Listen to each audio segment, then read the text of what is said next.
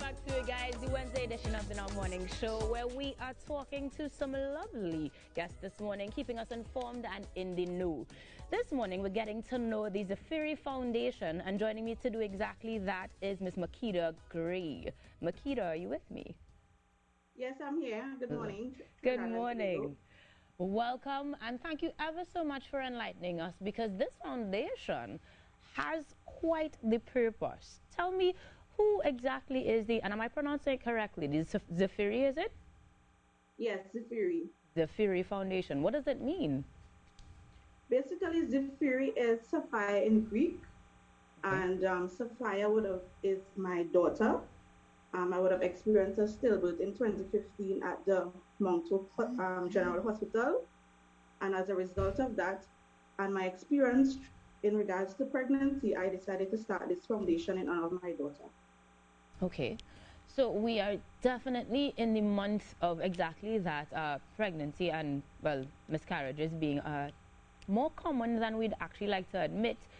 The strength that you must possess to be able to talk about this is incredulous, because I cannot begin to imagine how traumatic that experience was. Yes, it was indeed. And it's a journey. It's an experience that you wouldn't wish upon anyone. But one thing I was able to do, and I'm still doing, is find comfort in sharing my story and helping other persons to cope with this experience of grief and loss. Right.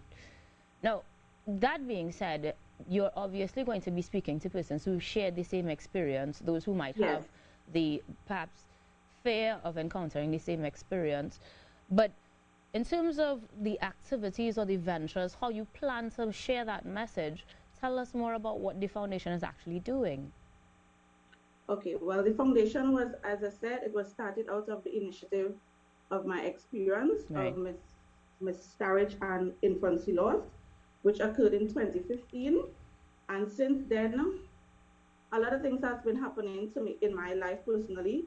And in 2018, I actually ventured out on my first initiative, which was a tea party in honor of women and families who would have experienced infancy loss or suffer from postpartum depression during pregnancy and after pregnancy.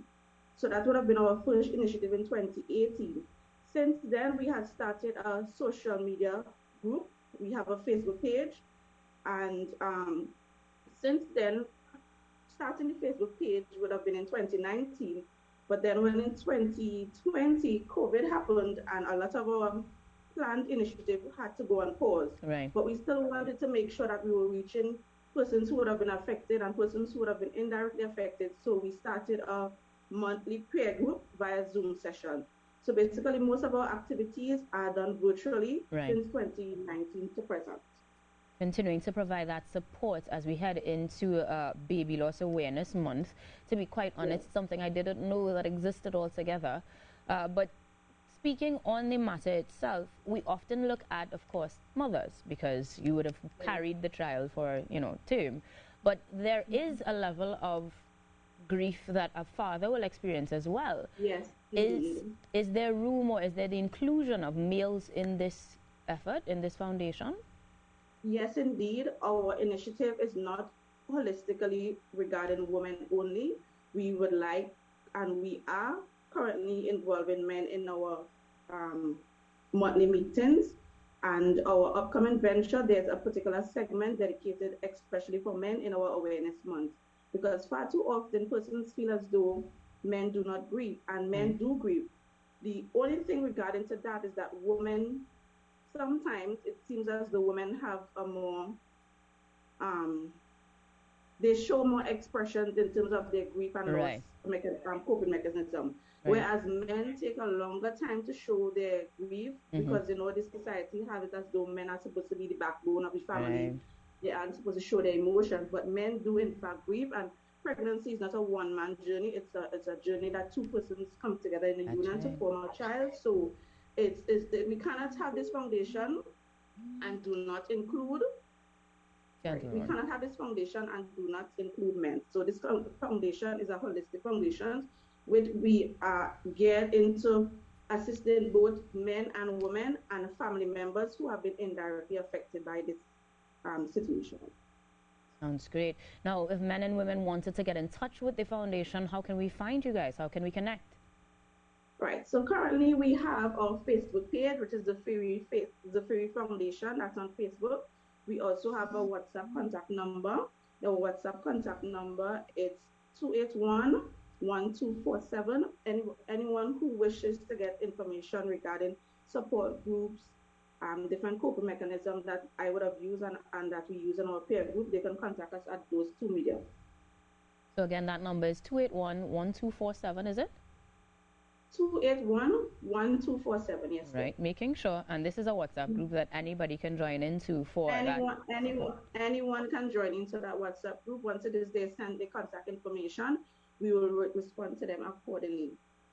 So going back a little bit in terms of processes and actions and actual activities, beyond the prayer group, beyond the WhatsApp and Facebook congregation, are there other efforts that we can look forward to in 2022 and 2021? Well, 2021 is not over as yet. And as we are on this session this morning, I am pleased to announce that we have a full venture of activities for October, because October is Infancy and Awareness Month. And I really would like a lot of persons to log on to our sessions. All the sessions will be done virtually. And the reason why we would have done this is because in 2020, while we were still in pandemic mode, we were granted the opportunity to have this event at the Scarborough General Hospital.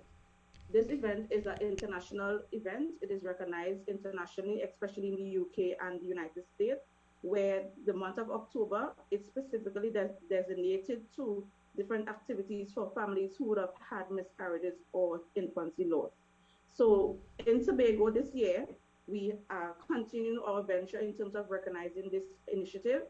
However, we have proposed to do it strictly virtual because of the fact that the pandemic is still upon us, and we do not want to encourage anyone to come into the public in that aspect. So all our activities will be virtually. There are a series of activities.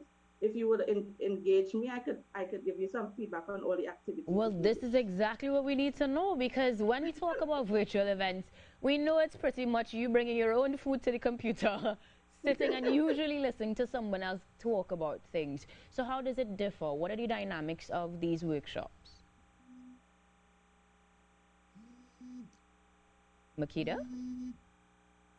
And we might have some technical difficulty there. Sorry about that.